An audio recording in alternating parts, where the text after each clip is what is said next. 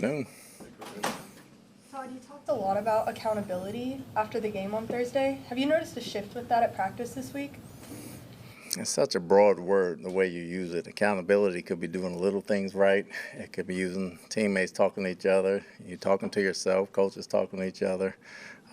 We understood the message after the ball game, and we met on it. We talked about it. We got it out of our system, and everybody's hard at work and trying to do the right things to win the ball game. How tough was that as coach and talking with your players and understanding the message that you're giving to them to handle those waters of, conflict or tough conversation maybe?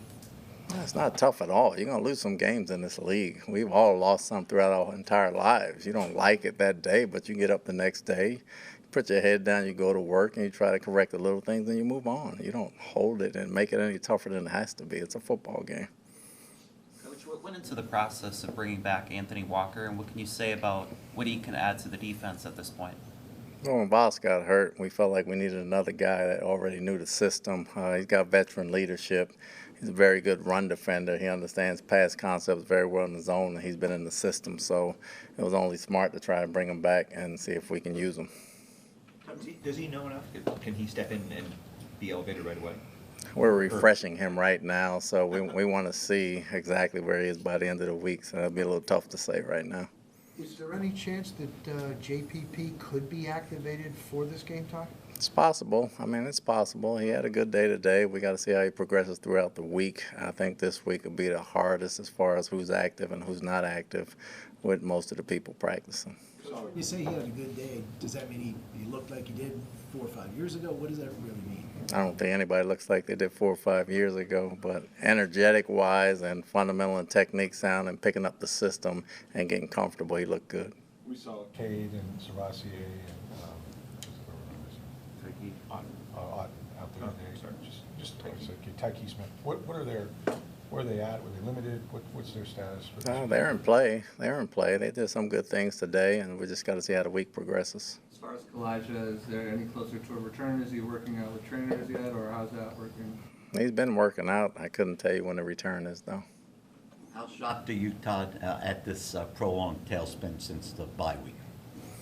I think you're shocked. I think you go day by day. We're in the same position we've been in the last 2-3 years, so we've just been ahead instead of behind doing the same things. You take them day at a time. You put your head down and you work, and we have an opportunity. We still have everything right in front of us. We got to play a hell of a ball game. We got some things to clean up, but it's about right where you need to be at this time with everybody fighting for a playoff spot. We're playing meaningful games in December, and that's all you can ask for. What's the common denominator during this slide?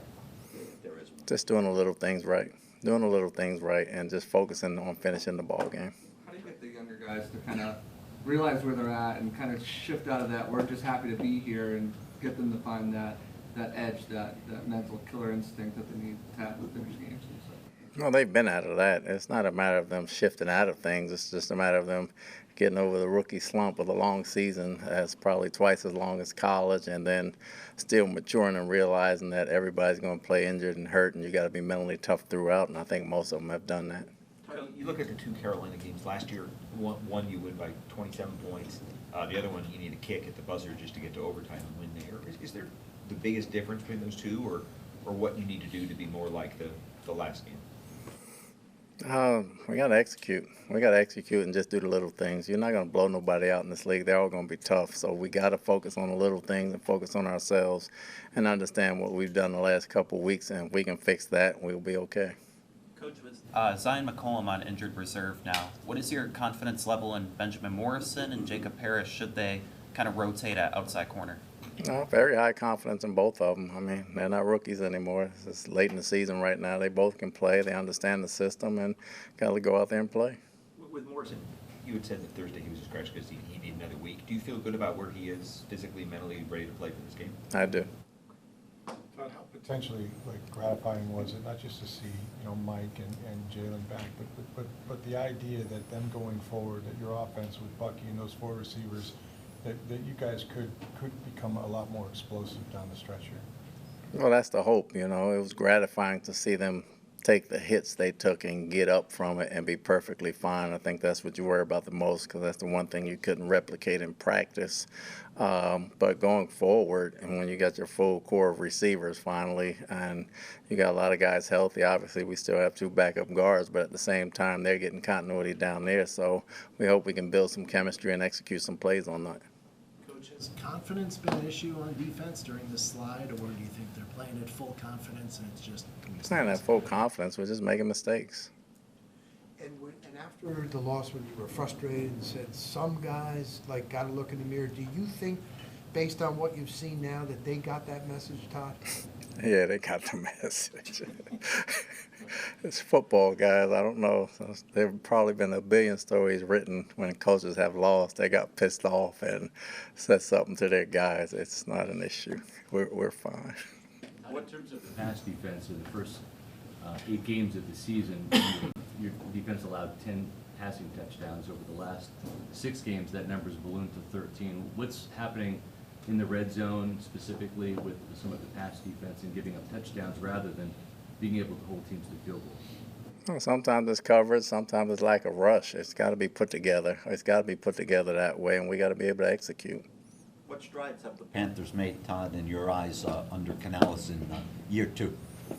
The maturity, you can see the tweaks in the offensive system. They're doing a lot more now than they did a year ago, just putting it in the first time. So you can see the growth in the offense and the guys adjusting to the audibles, and you can see the defense really coming around. And they got some guys in the offseason, free agency and draft-wise, that they really turned into a solid football team. How important will run defense be on Sunday? It's going to be critical on both sides of the ball. They got a very huge offensive line. They do a great job running the football. I think they had like 4 games with over 175 yards rushing, and they got more 100-yard rushing games after that, so it's going to be critical. When you look at film on Bryce Young, what do you see from him and how he's maybe evolved from this year back? Commanding the offense, going his 2nd year into the offense, he has a very good understanding of where to go, when to run, how quick to get rid of the ball. He's in full control. A couple of years ago, Antoine Winfield Jr. was all pro, right? He made plays in every category, just filled the stat sheet up. He's been healthy this year, I think. Is there a reason why maybe it's, having to play a certain type of defense, not being able to utilize them in certain situations like you have in the past? But why do you think those plays haven't been as fruitful this year? Well, they haven't really gone to him. He's been doing his job. He's been doing a heck of a job. They haven't been going to him with the in and out guys on the front and in the back end. We probably asked him to babysit a little more doing certain things, but very happy with his play and the plays he made early in the middle of the season. Sometimes the coverage changes, sometimes the defense changes, but he's right where he needs to be from an energetic and a leadership standpoint. Very happy with his play. When you look at Tedero McMillan, the first-round pick, the big receiver on film, what do you see about him as he's progressed during his rookie campaign? He reminds me a lot of Mike Evans, a younger Mike Evans. He's still 6'4", he's 200-something pounds. He has great body control, great ball skills, very tough cover. He can catch it with you hanging on him, and he can beat you with routes and get off the line of scrimmage. Jordan Somerville's taking a job at Cal as their offensive coordinator. I saw he was out there today. Just wanted to get how long he'll be staying with you and what kind of coach they're getting there. He'll be with us the rest of the season. He won't start until after he finishes. Outstanding young coach, extremely smart, doesn't get nearly enough credit for the things he does. We got a lot of good coaches, and a lot of good young coaches for him to get the OC job at Cal. I think they got a great hire. He's a heck of a person. He's very fair. He's extremely smart, and he's going to run an offense the way he knows how to run it. Devin Culp got his first catch the other day, and you haven't had many catches outside of Cade at the tight end position itself. But last year, at the end of the year, he really came on. He's a tough matchup. Why is it hard to get him, maybe even harder now with the receivers back, but why has it been hard to get him on the field this year? Well, the other guys probably were better blockers at the time from that standpoint, but he brings a receiving element to the game at the same time, and him learning the offense still coming into his 2nd year had a lot to do with that. And then with the receivers back now, it's going to be awfully tough to get everybody as many touches as they need. How challenging has it been, Todd, trying to mount a consistent pass rush? And what kind of factor has Cansey's absence been in that regard? Well, he was our most athletic guy, so it's been challenging from that standpoint. But we faced a lot of running quarterbacks, too, that we just couldn't catch, and we've gotten back there. That played an element into it. But we got to do a better job of working together and collapsing the pocket and keeping the quarterback in so he can't run. That part has been challenging. Coach, have you had any fun this week with the sort of the rear view mirror on your post-game rant that went viral? Did you get a lot of fun texts, or did players needle you about that? No, no, I didn't. You're a football coach. You lose a ball game. You get pissed off. Everybody does it. It happens. You get over it. You move on to the next day. That's all I've done. Did you hear about it from your wife? No, I did not. That's good. I did not. Did she give you a thumbs up? She didn't say anything. So I don't think too many people talked to me this weekend. Thank you. Yeah.